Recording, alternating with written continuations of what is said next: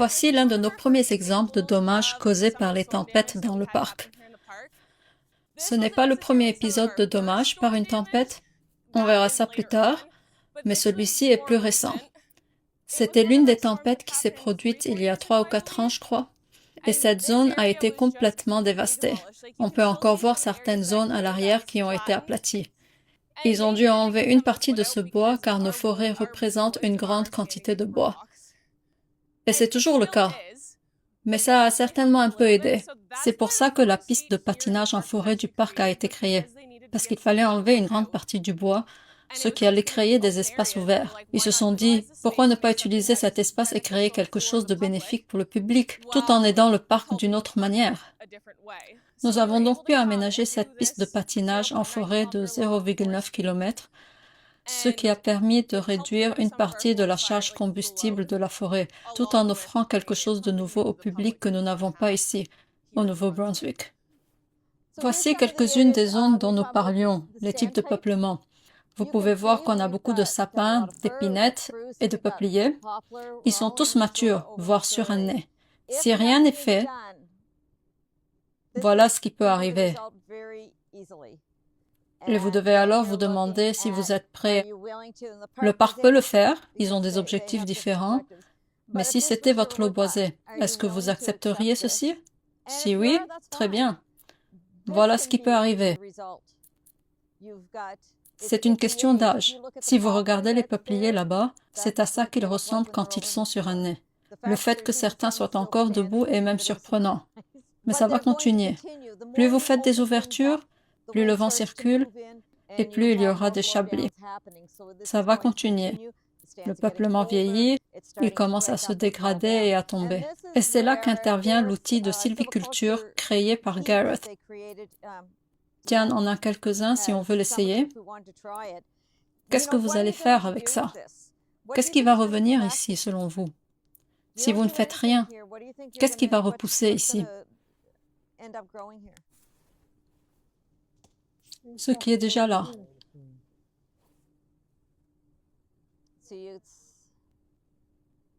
Gareth, tu vas en parler?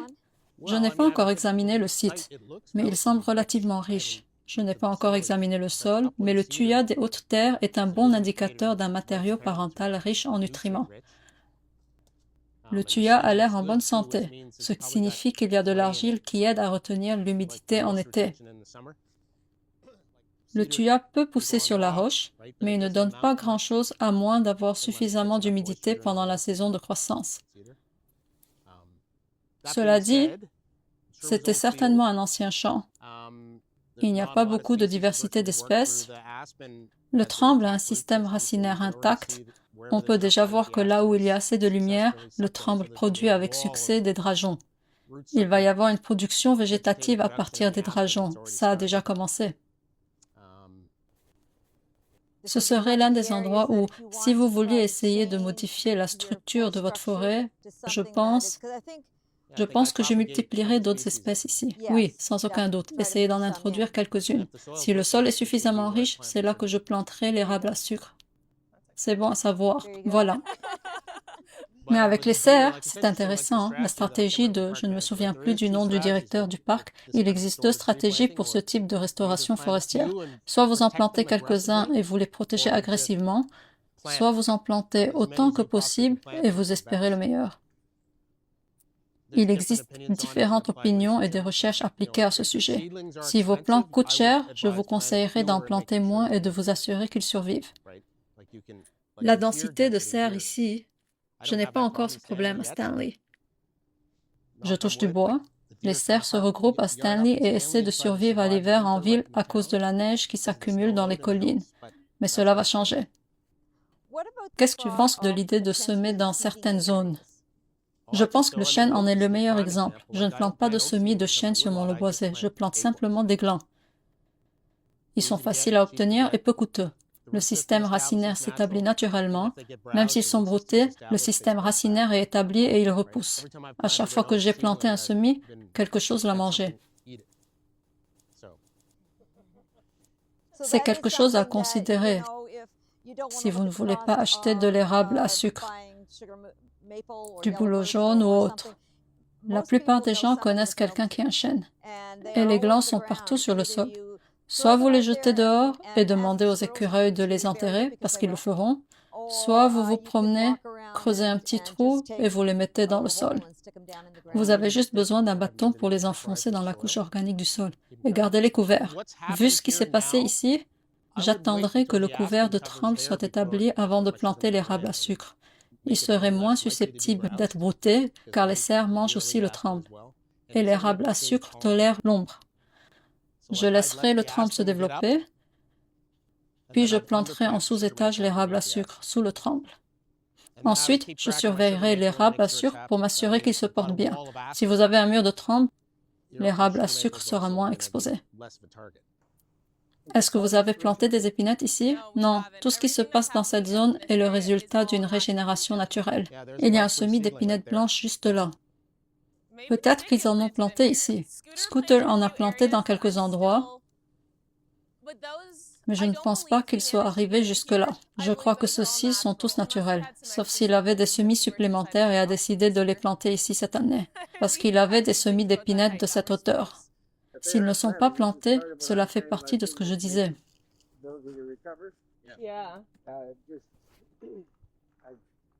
Je l'observe depuis quelque temps et cela me surprend et m'impressionne. Je ne pense pas que cette zone ait été plantée. Nous nous sommes concentrés sur le côté gauche du parc et avons travaillé dans cette zone dévastée par le vent. Attention si vous supprimez les tâches dominantes. Le nouveau climat ne semble pas non plus favorable au tremble qui a une aire de répartition assez boréale, donc il ne tolère pas la chaleur. En revanche, il pousse rapidement, il ne tolère pas l'ombre et ses feuilles tombent. Ce n'est pas la fin du monde de travailler avec le tremble à ce stade. L'autre point, surtout si vous avez des sols marginaux, je ne me souviens plus de ton nom. John parlait des sols marginaux sur ces terres. La chute des feuilles va atténuer l'acidité. Ça facilitera en fait la création d'un sol plus propice à certaines des espèces que nous essayons de gérer. Si vous deviez cultiver, comme en Europe, je suis allé dans des peuplements en Allemagne où ils ont converti des sols de feuillus extrêmement riches en plantations d'épinettes. Et après 2 générations, ils ressemblent à des sols naturels de conifères. Ils sont complètement lessivés, ils sont acides. Ici, c'est maintenant un sol productif. Mais si vous ne plantez que des épinettes comme le fait l'industrie, je n'aime pas critiquer l'industrie, mais c'est une idée fixe. Vous pouvez facilement rendre ce site acide, simplement avec la végétation que vous cultivez. Pour moi, le tremble n'est pas la fin du monde ici. À long terme, je préférerais cultiver du tremble ici plutôt que du sapin baumier. Même si, dans 100 ans, le tremble ne sera pas heureux au Nouveau-Brunswick. Mais nous pouvons faire beaucoup de choses en 100 ans, notamment cultiver de l'érable à sucre sous le tremble. Imaginons que nous sommes 10 ans en arrière. La tempête n'a pas encore eu lieu. Vous savez maintenant ce qui pourrait arriver, mais quels auraient été les plans d'atténuation ici si vous aviez identifié un peuplement de peupliers, de sapins et d'épinettes matures à surannées? Qu'auriez-vous fait? Est-ce que vous auriez identifié cela comme un risque potentiel? Qu'auriez-vous fait ici si vous ne vouliez pas que cela se produise? Éclairci? Quand vous dites éclairci, que voulez-vous dire? Identifier tout ce qui pourrait être endommagé par le vent et tout laisser derrière. Qu'auriez-vous laissé derrière vous? Je demande simplement, il n'y a pas de bonne ou de mauvaise réponse.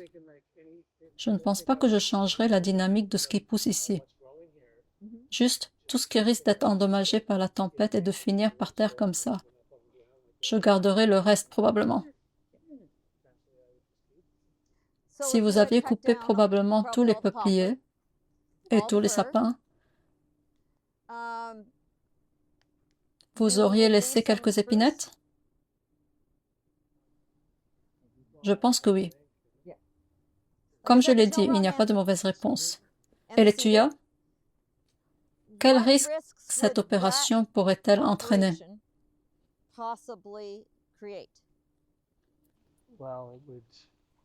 Les arbres coupés n'auront peut-être pas de semis pour se reproduire. On risque d'éliminer certaines espèces d'arbres. Oui. Et s'il s'agit du sapin, ce n'est pas un problème. L'autre chose, et comme je l'ai dit, il n'y a pas de bonne ou de mauvaise réponse. Vous avez laissé cette épinette et celle-ci, et vous avez laissé le tuya. Diane a mentionné dans sa présentation, lorsque vous laissez des arbres isolés après une coupe sélective, ils deviennent plus susceptibles d'être renversés par le vent. Ou les cassures de tiges au sommet, c'est souvent un problème important. Oui, c'est la bonne chose à faire. Sachez simplement, évidemment, il pourrait y avoir du vent ici. On ne peut pas toujours prévoir sa direction. Il est possible que ces arbres soient déracinés ou que leurs cimes soient cassées. Ce n'est qu'une observation. Le tuya, pas tellement. Ça dépend. Si vous laissez un arbre, assurez-vous qu'il s'agit d'un arbre dominant, car ce sont ceux qui ont les meilleures racines. Oui, une chose qu'on n'a pas vraiment mentionnée, en tant que petit propriétaire de l'eau boisée exploitant peut-être sa propre propriété, vous allez être très dépendant des conditions du marché. Tout ce que vous coupez doit pouvoir être commercialisé. Ici, j'enlèverai certainement les peupliers, je ciblerai fortement les sapins et probablement une partie de ces épinettes. Mais il faut essayer de laisser quelque chose. Sinon, vous arrivez et vous rasez tout. Et c'est ce qui se passe dans un certain nombre de lots boisés pour que ça soit rentable. Nous en avons un peu parlé plus tôt. Faire en sorte que ça soit rentable si vous devez faire appel à quelqu'un. Mike, tu peux couper une grande partie toi-même. Et Andrew, toi aussi. Mais beaucoup ne peuvent pas. Pour que ça soit rentable, quelqu'un intervient et vous pourriez finir par faire une coupe à blanc au lieu d'une coupe sélective. J'ai eu un agriculteur de Glassville pour lequel j'avais fait quelques coupes prescrites. Il m'a emmené sur un autre site qui ressemblait à celui-ci avant la tempête. Il s'agissait de sapins et de peupliers surannés. Il voulait que je fasse une coupe sélective à cet endroit. Je lui ai dit, c'est inutile, c'est trop tard. Et j'ai dit, ma recommandation est de couper à blanc. Et ne tarde pas trop, sinon tu vas te retrouver avec des pousses de peupliers qui te grimperont aux jambes. On sait, les peupliers poussent vite. Quel est le problème? Aucun pour l'instant. Ce ne sont que des réflexions. C'est ce qui s'est passé ici, car le peuplement avait atteint l'âge où ça pouvait se produire. Et comme Gareth l'a mentionné, nous en avons beaucoup dans toute la province. Dans les années 70, une infestation de tordeuses a tué beaucoup de sapins. Le sapin engendre du sapin et de nouveaux sapins sont revenus. Dans les années 90 et 2000, nous faisions des éclaircies en favorisant le sapin. Nous voici 45 à 50 ans plus tard. Nous avons une espèce dominante, mature à surannée, aux racines peu profondes. Et maintenant, nous avons de fortes pluies et de vents violents. C'est la tempête parfaite pour ce que nous voyons ici. Mais nous l'avons créée. La nature aurait fait une partie du travail, mais nous l'avons vraiment créée. Juste connaître l'historique, ce qu'on a. Ne rien faire, ça va. Si vous êtes prêt à accepter quelque chose comme ça. Le parc peut faire en sorte que ça fonctionne, c'est un excellent outil pédagogique. Si vous voulez essayer de changer les choses à l'avenir, il y a des options. Une autre observation que j'ai faite, je vois beaucoup ça sur les terres de la couronne. Oui, nous en avons énormément. L'une des questions qu'on nous pose, que faire avec une éclaircie de sapin que j'ai faite dans les années 90? Gareth, nous avions participé à un atelier et nous avions eu une très longue conversation sur ce qu'il fallait faire avec une éclaircie de sapin de 45 ans. Je ne sais pas quelle était la réponse. Eh bien, dans ce cas, il n'y avait rien d'autre à exploiter. Il n'y avait que du sapin et il y avait déjà de jeunes sapins qui s'établissaient en dessous. Toute coupe partielle ne ferait qu'encourager la croissance du sapin. C'est là que vous pourriez envisager d'introduire d'autres espèces. Vous devriez manuellement, si vous ne pouvez pas le faire, vous devrez vous contenter d'un cycle de feuillus intolérants. Rappelez-vous que notre crainte des feuillus intolérants vient de 40 ans à se focaliser sur la culture des résineux. Aucun tremble n'a jamais tué une épinette rouge ou un tuya. Il ralentit leur croissance et l'épinette rouge reste là à attendre que le tremble meure pour prendre sa place dans la canopée. Toutes nos peurs autour du bouleau, du tremble et autres remontent à cette époque. Pour être juste envers le gouvernement et l'industrie, ils ont réalisé vers 1980 qu'ils avaient surexploité les terres en réponse à l'infestation de tordeuses. À l'origine, cette focalisation sur la culture rapide des résineux visait à obtenir rapidement des arbres de taille marchande afin de faire face à une éventuelle pénurie de bois. Ils prévoyaient une pénurie dans les années 80. Il n'y a pas de mal à cultiver du tremble. Il n'est pas bien adapté au nouveau climat. Il est important de le reconnaître. Mais il a également une courte durée de vie. Juste quelques précisions terminologiques. Vous avez entendu Gareth parler de feuillus intolérants. Au cas où vous ne seriez pas sûr à 100%, l'intolérance fait référence à la tolérance à l'ombre. Si un arbre est intolérant, ça veut dire qu'il a besoin de soleil pour pousser. S'il pousse après une coupe à blanc ou une perturbation, il poussera très vite. Le peuplier est un bon exemple, le bouleau blanc aussi, mais ils ont souvent une durée de vie plus courte. Ils vivent 45, 50, voire 60 ou 70 ans, mais c'est vraiment le maximum. Et puis il y a ceux qui tolèrent très bien l'ombre. Ceux-ci pousseront sous les autres, comme il l'a mentionné, l'épinette rouge sous le peuplier. Ils pousseront et attendront naturellement que les autres meurent. Exactement, car elles survivent plus longtemps. L'épinette rouge peut vivre 200 ans. N'oubliez pas que lorsqu'on généralise, c'est au niveau régional. Plus vous allez vers le sud, plus cela change. Nos feuillus intolérants sont vraiment boréaux. Il y a beaucoup d'arbres à longue durée de vie, intolérants à l'ombre, qui poussent en début et en milieu de succession dans les climats tempérés et avec lesquels nous pouvons être amenés à travailler. Si vous cultivez du chêne, il a besoin de lumière. L'érable à sucre peut supporter l'ombre pendant un certain temps, mais il a besoin de lumière. Il a besoin d'une ouverture pour pousser. Exactement. Et ce n'est pas parce qu'un arbre tolère l'ombre qu'il en a besoin. Tolérer l'ombre signifie qu'il peut attendre la lumière. Mais aucun jeune érable à sucre n'a jamais survécu sans beaucoup de lumière. Le chêne mourra s'il ne reçoit pas assez de lumière. Ce qu'il faut retenir, non seulement vous devez savoir ce que vous avez sur votre lot boisé, quels sont les risques possibles, mais si vous voulez introduire autre chose, renseignez-vous avant. Ce sont les caractéristiques des espèces. De quoi ont-elles besoin? Ont-elles besoin d'ombre, de lumière? C'est le genre de choses que vous devez également essayer de déterminer. Ça demande un peu de travail, c'est amusant, nous avons bâti notre carrière autour de ça, mais ce sont des choses que vous devez essayer de faire avec votre lot boisé. On m'a dit que les racines des semis de sapin sont plus longues que celles des épinettes. C'est exact? Oui, absolument. C'est là que la perturbation du sol entre en jeu. Dans un sol non perturbé, il y a une couche dans laquelle le sapin peut s'enraciner pour atteindre le sol minéral. L'épinette n'y parvient pas, elle meurt, tandis que le sapin continue de pousser. Le sapin a des graines plus lourdes. Il faut une exposition au sol minéral pour que l'épinette s'établisse. C'est toujours bien d'apprendre de nouvelles choses, d'apprendre 4 ou 5 choses sur nos principales espèces et le tour est joué. Très bien, on continue. Le patinage en forêt dont elle parle, si vous avez l'occasion, si vous aimez patiner en hiver, tout est recouvert de glace ici. Il y a des lumières tout autour, c'est un endroit génial, super amusant.